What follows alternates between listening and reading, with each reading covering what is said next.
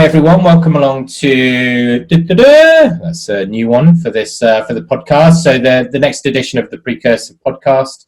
I'm delighted today to be joined by Alex Farmer, who is the VP of Customer Success at Cognite. I'll be introducing Alex in a moment. I think just to frame this week's episode, been getting some great feedback from those in the community about these conversations. I think one of the things that's shining through is people's passion for learning and sharing of best practices and insights.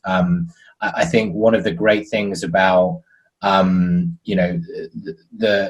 this community is that the ability for people to kind of share what they're working on, ways of working. It doesn't matter whether it's a frontline practitioner, a customer success manager, a project manager, a CEO, or a head of customer success. I think everyone is really focused on enabling their colleagues or their peers to be successful, which is great, particularly given the ongoing challenges that we all face in society. So I'm really excited today to be joined by Alex, who has got a wonderful career, a checkered history, Alex. So thank you for joining us.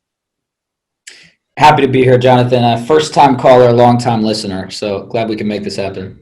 Absolutely, excellent. So give us a little bit of background to yourself and your role, where you are now, and then perhaps some of the things that you've been involved with prior, if you don't mind. Yes, the aforementioned checkered history. We'll get to that too. Exactly. Indeed. So currently I'm Vice President of Customer Success at Cognite, as you mentioned, which is based in Oslo, Norway. That's where I am today.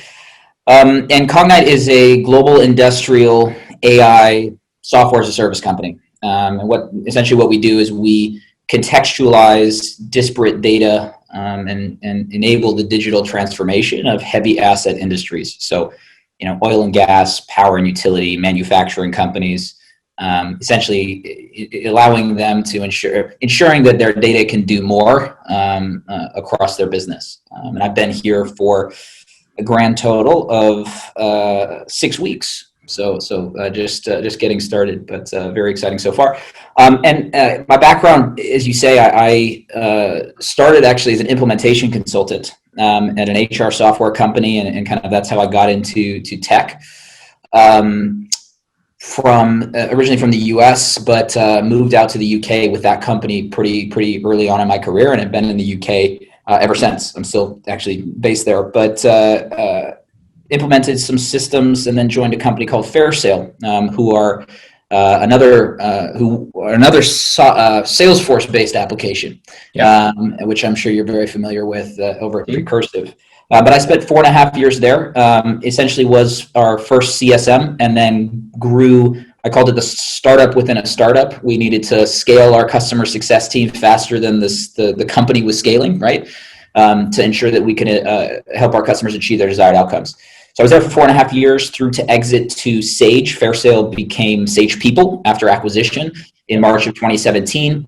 And then after that, joined a company called IncoPro, another Series A scale up in the legal tech space. We do online, they did online brand protection, and there ran this customer success team, onboarding, support, training, partnerships, and also ran our European sales division for a short time as well. So yes, lots of breadth and lots of varied experiences, but it's been a great journey so far. Yeah, very cool. For those paying attention, I think what's really interesting about that background is you've been on the front line when it comes to implementing software. You've seen a startup, which FairSale was, grow through to an exit with Sage, which was actually one of the UK's most successful tech stories, right? And that's how you and I kind of got to know one another via Adam Hale, the former CEO there.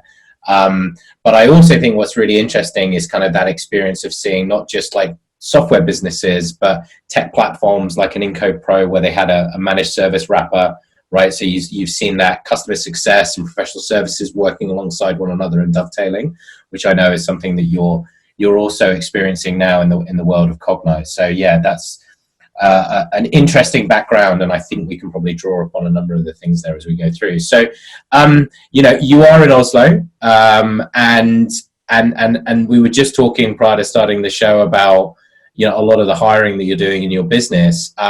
In this remote reality that we're now working in. I'm not calling it the new remote reality now. I'm just calling it the remote reality. We've all been working in this situation for about 6 months now. So what do you think some of the key challenges that are still there for teams that you're working with to adjust to or grapple with, would you say, in this environment? It's a good question, and yeah, you're spot on. It's a distant memory. Yeah. Someone said to me that the Tiger King era of lockdown feels like 2 years ago, but right. 4 to 6 months ago, right? So yes, it is the new normal now. Yeah. But I think there's two answers there, right? There's the adjustment of internal teams, and then also the adjustment of customers, right? In customer success, we're engaging with our customer stakeholders all the time. From a customer perspective, I find one of the real challenges is the shift to trying to, you can't sit across the table from these people anymore. You're trying to, whether it's a discovery session to start a project, whether it's, an executive business review or something similar, different tactics are required. And I think the bar has been raised. If I'm the classic kind of customer success discourse around executive business reviews, is it done for the vendor or done for the customer, right? Did I just cart in my PowerPoint template that tells you some facts and figures that you not necessarily care about? Yep. And if I'm in a room with you, at least there's pressure on you to look at what I'm presenting, right? But if in the remote reality, I'm running through an executive business review that doesn't actually provide you value, you have me on in the background and you're doing something else. So I think in some ways it's allowed CS folks to kind of unthink the playbook a little bit and unthink customer success and really raise the bar to make sure that what we're doing, the activity that we're doing to enable our customer success, is actually landing with them instead of just ticking a box in a customer success playbook, right? Yeah. So that's again, I'm not necessarily looking for silver linings here, but I think as we've adjusted, it's allowed us to question some things that we've always just been doing when it comes to providing value for customers and not just going through the motions.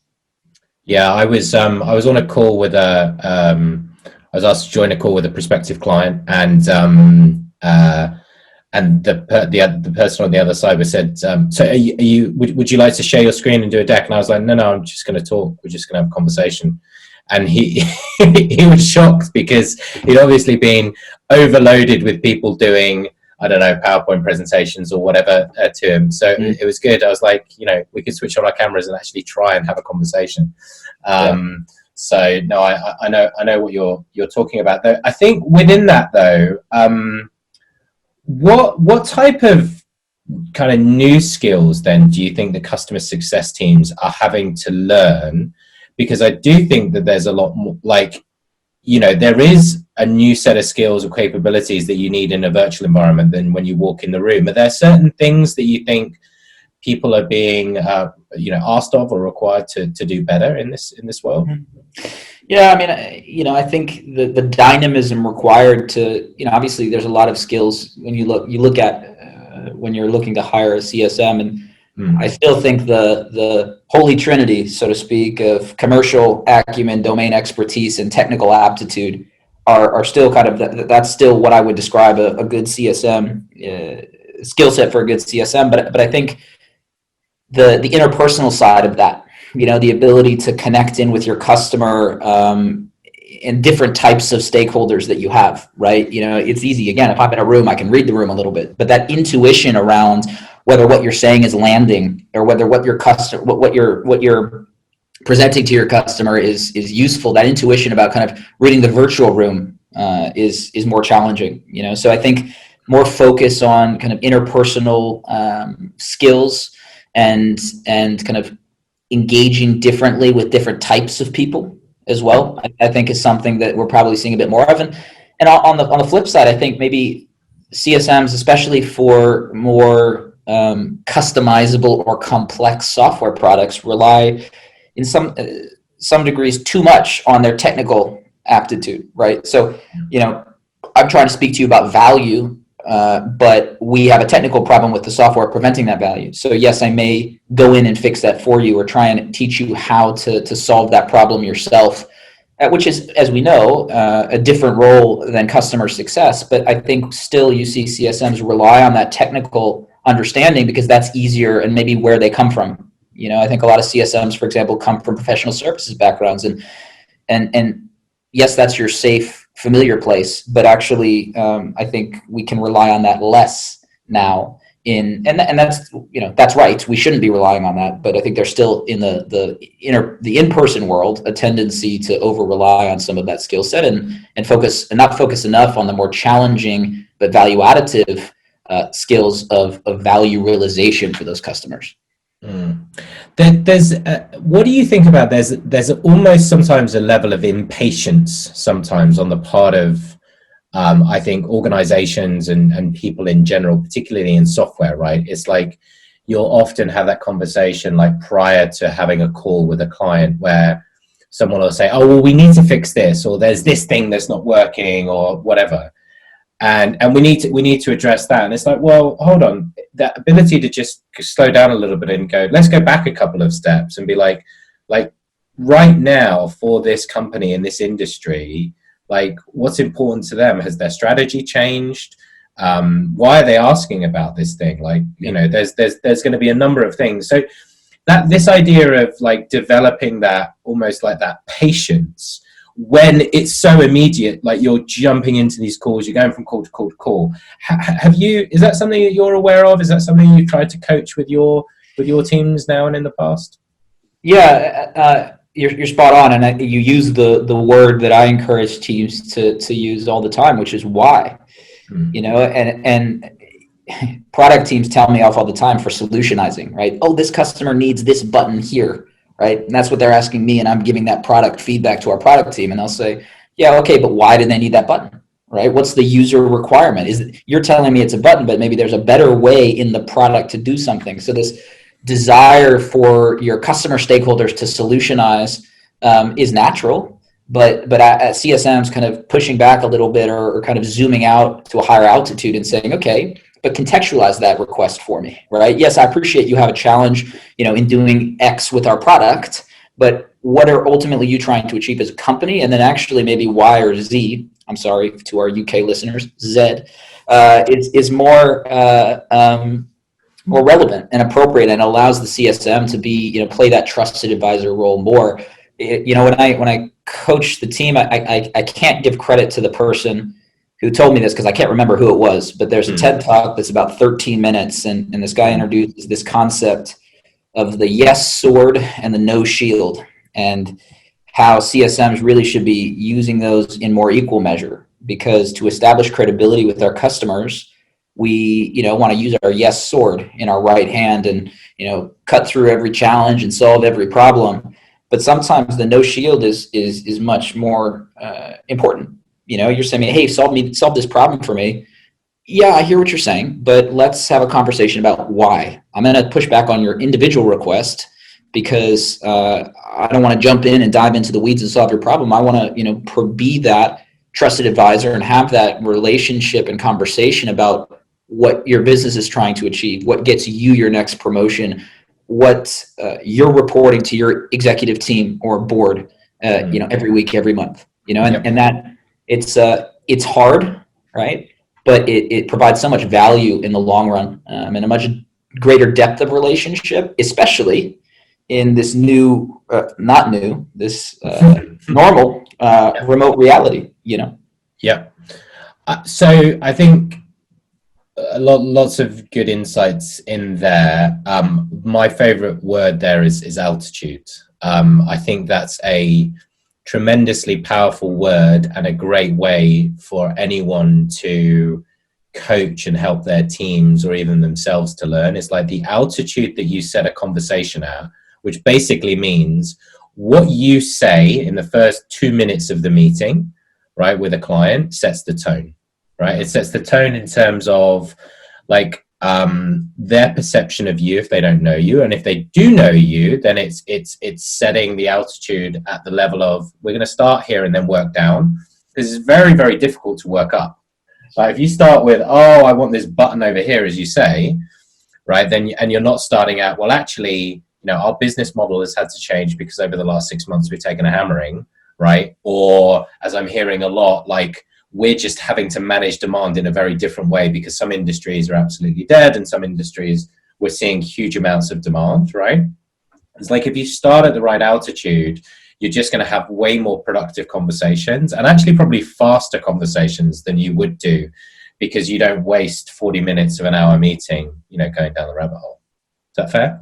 Spot on. Absolutely. Yeah. Okay. Well, thinking about that then, so, I mean, there's a lot. I mean, we talked about this actually very recently, which is this, when we were chatting more in a business context around like retention is the new growth, right? So, or customer success is the new sexy, or customer success is the new sales. I think I've said all of those on this podcast. But why is CS going to continue to rise in importance, in your view, in the current climate? It's a good question. I think there's a couple of reasons there. I mean, obviously you have the macroeconomic climate where organizations are going to expect more from their current investments and look harder at their investments as well, right? So, connecting back to our previous conversation of altitude, right? If I'm a CSM for one product, think about your executive sponsor, right? They probably have at the low end 3 and at the top end 10, even more vendors that they engage with, right? So if you're the one who's flying at 100 feet instead of 40,000 feet, right, and other CSMs are taking that 40,000 foot view, that executive sponsor is going to remember those folks that they can rely on to ask more business oriented questions, not about the software, but about solving their business problems. So you kind of set yourself up in a challenging way. And when they look hard at where they're spending their money, right, they will stay with vendors who provide them not only technology, but the end result or the value outtake of that technology as well, right? So, I think, I guess what I'm really saying is the bar will continue to raise as customer success as a function matures because people are going to get better at it. It's still pretty new. So I think there's that. And I think also you're going to see more software products competing for the same problem that's being solved, right? So you see, you look at software going into a new area of the market, right? What I see in the kind of B2B tech space is the single. It's funny. It's almost like a pendulum, right? Maybe we take HR tech as an example, but I think I've seen it across other industries as well, legal tech and this AI space that I'm in now. But you have the single suite versus best of breed and the shift between what organizations want, right? In HR tech, you had when I was at Fairsail, we were lucky that the mid-market was really looking for something that was single suite, right? I go into one place for manage my HR data, do my performance reviews, log my absences, right? Yep. But now I think the pendulum is now shifting back to best of breed because we have better identity management, better integrations. So I don't need to select a single suite that's easy to use. I can select the point solution for each of my challenges, right? So I think customer success becomes even more important as we start to kind of like proliferate the technology that's out there to solve common problems. We will have not one HR system, but maybe 4 or 5 vendors. And then as an HR system, if you're a single suite, it's hard to say goodbye, right? Because we are so ingrained in your business. But if you have a performance management system that's separate than an absence management system, that's separate than a payroll provider, it's easy to say, okay, we're just going to lift and shift performance management now, right? So I think the ability for exit as we move away from the single suite to best of breed, that bar, I guess, is that barrier for exiting is also lowering. So I think the expectations on customer success teams will also increase. Yeah. So and this is where I think if you don't know where you are in the pecking order, right, in that world, right, are you perceived as best of breed either by your existing customers or by the marketplace, or can you prove if maybe you're a challenger brand that you are, then and it's going to be your commercial team, it's going to be your customer success team that's going to in many ways help to prove that, right? Because I think the other dynamic to it is that people don't just buy software for buying software, right? They're buying software to change the way they do business, deliver different outcomes, increase efficiency, whatever it is, the thing that you do. And inevitably over time, the way that your business as a buyer evolves means that the people that you work with need to be able to evolve their software or the way that they support you. Right. So I actually also think that it'll be like not just best of breed software, but best of breed customer success. Absolutely. Right? Because they're like, again, if you've got great tech and great APIs and you've got a poor customer success experience, then, arguably they can just, they'll move away because of that, as much as they will do because of software. So when you think about, there's a lot of focus around the customer journey, right? In amongst companies, your peers. We've just been asked for some information on sort of how we do things at Precursive by someone, so that very always being talked about. When you think about that journey, just at a high level, kind of how do you break it down into different parts, from kind of like, imagine from sales through to growth? Like, take us through, what are some of the critical stages in the customer journey from your perspective, and what are some of the inflection points there?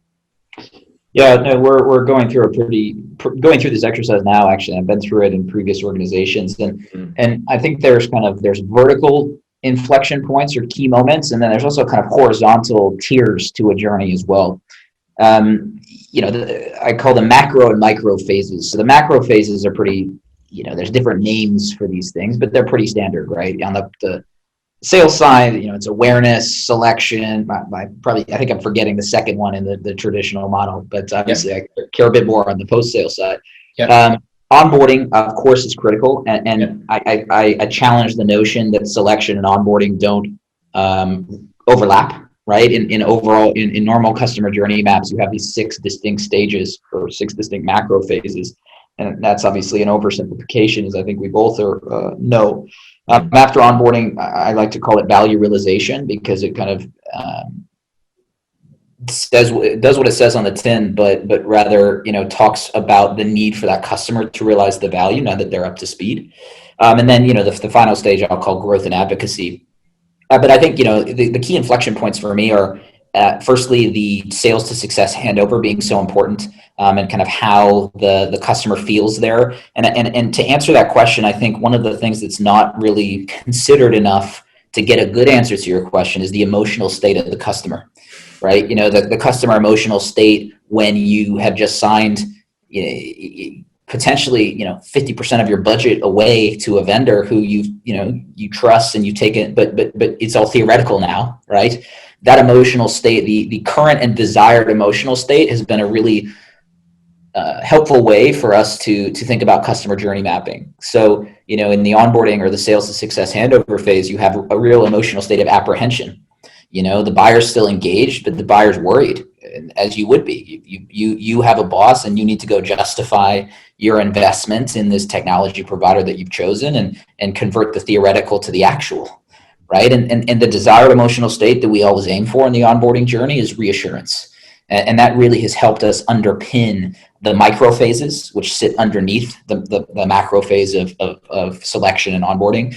The how, which is something that's really important, not just what we do in each phase, but how the customer experiences what's being done. And then the other thing that we focus on, framed by the current and desired emotional state, is the opportunity to infuse moments of delight in the customer journey, right? So unexpected moments that help reassure the customer that not only are we doing what we've committed, but we're also kind of taking these extra steps to reassure them through, go live, the process around go live, to celebrate with them, or other types of outreach to ensure that they feel comfortable with the process. Yeah, that emotional piece is something that I started thinking about recently more and more, and was actually talking with a lady, Bethany Ayers, hi Bethany if you're listening, who is the CCO for Peak AI, another AI business, who's one of the people that we had on this show. And I think there's a few things around that, which is like, as you say, at the point at which they bought something, a customer is excited, apprehensive. They basically want your products and service then, right? I mean, if they've been in a 3 or a 6 month sales cycle, which in some cases can be very, very time intensive, like, I think the bit that's underappreciated is like, they essentially would like to, like, could we start with it tomorrow? like that's basically what they want. And therefore you're in this really tricky position if it's another, depending on what you implement, it's another 2 months, 3 months, or even 6 months, right? So many companies that we're talking with now trying to figure out ways to reduce that. I know Gainsight brought out a nice blog on this recently about how they were focused on time to value. So yeah, I think there's that real risk of buyer's remorse, right? Buyer's remorse, and then that, their credibility being on the line of, like, if you go into that first meeting and it's like, so why did you buy from us again? Like, that cardinal sin. So no, I think that overlap, that transition between sales, pre-sales and onboarding is a fusion that needs to be so integrated. We obviously spend a lot of our time in that first area around customer onboarding and believe very deeply that the best companies are helping their clients to realize value quickly. Talk to me about, like, how you think about this onboarding stage of the customer journey and why it's so important. And then what do you think some of perhaps the design flaws are for many businesses out there in this area? So, yeah, sure. Yeah. So onboarding, to me, there's certain, you asked me about inflection points or key moments in your last question, and onboarding is one of the keys where, in the criteria for making it a key moment, is if you mess it up, can you apologize and get back on track, right? And the answer for onboarding, I think, most at the highest level across the customer journey is no, right? That's all, there's no opportunity to make a mistake and turn around to the customer and apologize and expect the same level of relationship for months to come, right? So I think that's why it deserves so much attention. In terms of flaws or challenges in executing a good onboarding process, I think there's a couple of things that maybe organizations don't think enough about. We talked about the emotional state already, but I also find organizations plan their onboarding process inside out instead of thinking about it outside in, right? So you can get really kind of insular and say, okay, well, this team has to do this, then this team has to do that, and then this other team has to do that. And we've got a nice process map about what needs to be done. We've done our customer journey, great, it's finished. Let's go execute on it now. But that's the wrong approach, because the customer doesn't see you as a support, a sales team, or a bunch of different teams in your company. They see you as your company, right? And to them, it doesn't really matter to a large extent who does it. It matters that it gets done and they see value as soon as possible because of their apprehensive state. So I think, firstly, under focusing on the how of onboarding and over focusing on the what is I think the first challenge. If you have this beautifully orchestrated process document of each step that we need to go through, but the customer experiences that onboarding process in Google Drive links and PDF attachments and Gantt charts and spreadsheets, the way they're experiencing that process is nothing like the customer journey. And we're not on video, so that there's air quotes around that, right? Feel like Dr. Evil. Yes, exactly. That's all you're doing is you're executing an internal process document, right? I don't think you could call that a journey for the customer. So focusing on the how, and also you can, and I think the real opportunity there is to show the customer during and after the onboarding. I know we like to send onboarding surveys, but actually show them this customer journey that you built and have them adjudicate you, right? The customer journey is meant to deliver, is meant to take the customer through an onboarding process. And I think a lot of companies kind of keep it as this separate internal process document, but show it to the customer and say, hey, this is what we aspired to deliver for you. Did we do it? And where did you feel maybe we could have done better? I think that's a lot better than a 1 out of 5 rating on onboarding that they get from some anonymous survey email, which again, the survey is the what, but how they experience that feedback loop is the how, right? So for the second piece, let's talk about the overlap. I think there's a real missed opportunity to, you look at, previously having run sales teams as well, you look at the time that you sit in the 70% to 100% stage of opportunity, right? It's just sat there, random emails going out saying, hey, when can I expect this to close? It's my end of quarter. Please, can you sign this tomorrow? Okay, that's happening on the sales level to get the deal closed. But if we're doing an appropriate overlap from selection and onboarding, the customer success manager should be, or the onboarding team should be driving that customer to get their documentation ready right now, right away. This classic presumptive close, A, is going to help the deal close faster, but B, it's going to get the customer ready and use this quote unquote dead time to show faster time to value. And you think about that emotional state of the customer, they're apprehensive to sign this big check.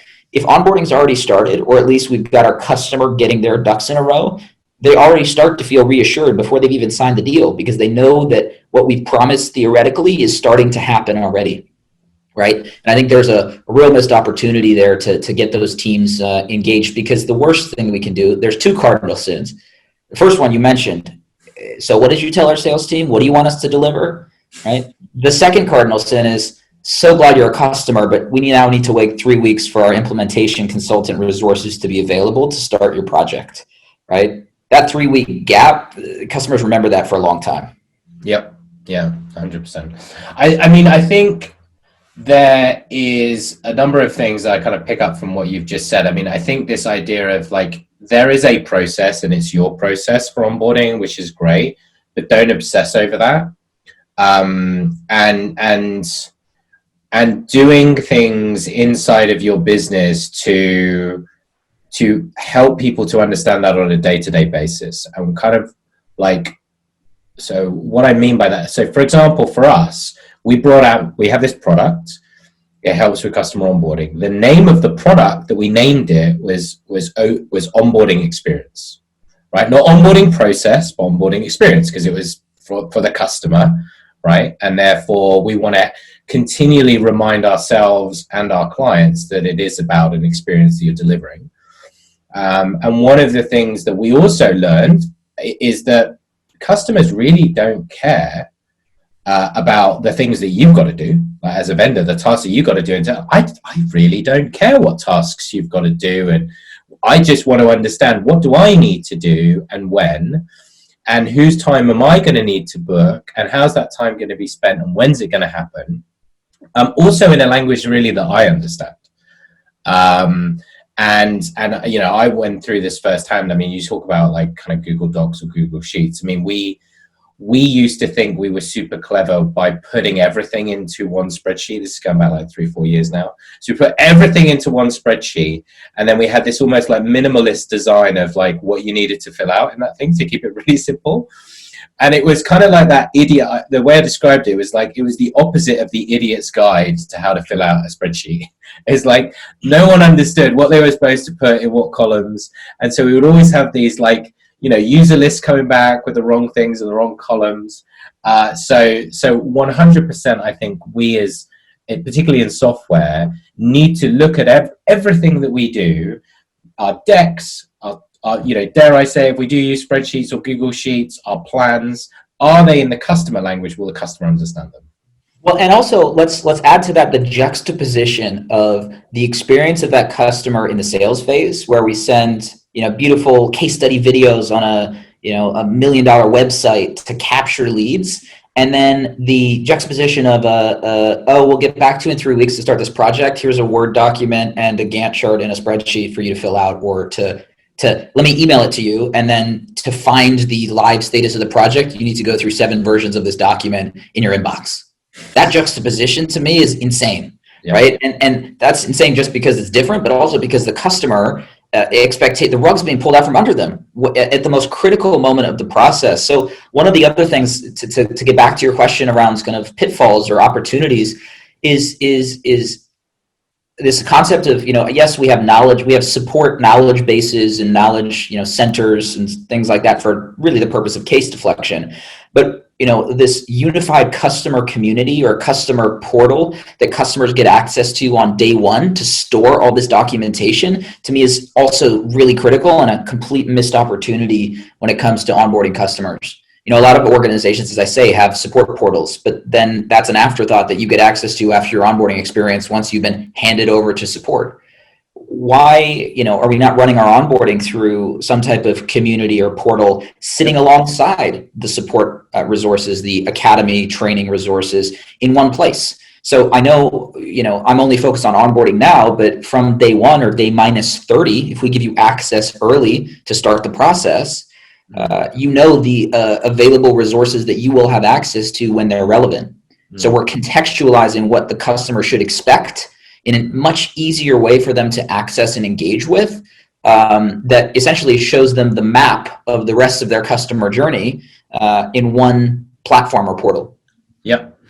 So here's an interesting one. One of our customers is a very large telecommunications company, and when they use Precursive to onboard their customers, and they invite them into a portal. It's actually a Salesforce community with Precursive inside it, and they can see what it is they need to do and when. And the name of this program is Concierge, right? So for those listening, the name of the program is Concierge. That was Alex's reminder that he's got another call in 10 minutes, which I think is like, think about that as a name, right? Like that, if you like, that evokes when you go into a lovely hotel and it's like, okay, where are you going to go for dinner tonight, sir or madam? When we could go to hotels and go out for dinner, and that sounds tremendous. And that was on my side at that time. So no, I think that there's just, as you say, it's that emotional piece of like that handover between, and even the fact that I think we're still using the word handover. Like, I like transition, and we put that into all of our internal documentation because we've got to get it into our heads. As you said, you hit the nail on the head. It's one company. They don't view you as different teams. It's one company. So I think just to kind of wrap up a couple of points then, if you were going to give, I think, some advice to your peers on where to start with all of this stuff around, success and customer experience and customer onboarding, like how do others, like, how would you advise others on what to prioritize and when? Like, because there's a huge amount that you can do. So how do you actually prioritize what needs to be done? Yeah, I mean, my background's more in the startup and scale up space, so my answer is probably biased in that direction. But it sounds so simple, but starting to write it down and map it out is probably priority one, because all of the after effects from that process, are so exponentially additive, right? The first thing you're doing by getting a group of you're getting your entire company together in a room, the sales team, the services team, the CS team, the product team, they're all there kind of going through a process that makes them think for a second about outside in versus inside out. So immediately they go back to their teams, having thought about how what they're doing connects to what other teams are doing and connects to what the customer needs, right? So there's a real kind of cultural shift that can start from just getting in a room with the whiteboard and starting to talk about emotional states of customers, the key transition points, and the stakeholders that are involved from both sides. So that's a huge priority. I would also say, the danger in that is you're always in whiteboarding mode and not in execution mode. So being comfortable that, starting with 20% content and 80% execution and adoption is a healthy ratio in a startup. And I've seen so many organizations try and build the perfect customer journey in theoretical world, while their individual customers are suffering through a completely disjointed process because we're not ready to start yet. And so I think there's also, start with a skeleton, talking about altitude, right? To bring it back to our previous conversation. Start at 40,000 feet and then kind of, I guess, skydive downward and get it more detailed in iterative steps. Because the most important thing, you connect to like customer health and churn, for example, is that I can look when an account goes green to amber to red, and I can then pull up my customer journey map and say, where in that journey do we need to optimize and do something differently? Where did the customer fall off the desired journey we want to take them on? Okay, it's this little part that I'm going to tweak and optimize to prevent that from happening in the future. And that's how you really start cooking with gas, so to speak, connecting customer success concepts to onboarding. If these individual areas produce friction, I can then remove that friction the next time. So that's where I would begin.